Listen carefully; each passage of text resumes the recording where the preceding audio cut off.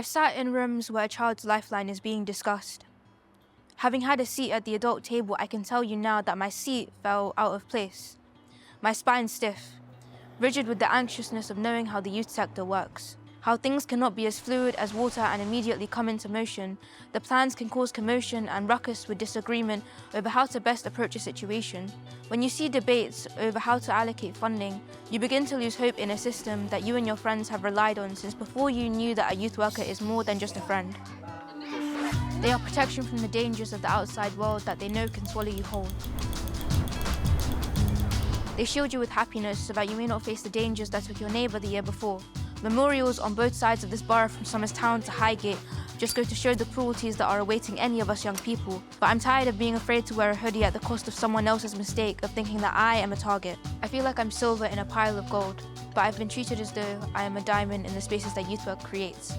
Sometimes I feel like the youth workers I talk to are psychic, and not everyone wants to see a psychic.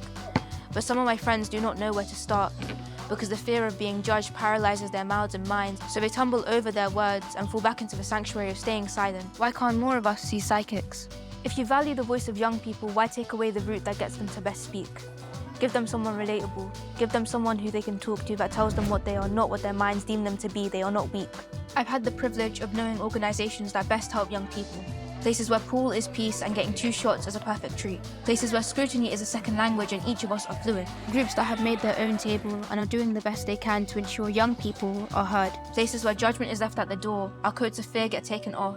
There are organizations that have given me this platform to say what I want to say without the fear that I may be wrong. Because if there's one thing that these organizations know is that a young person is never wrong in their view, they just have one.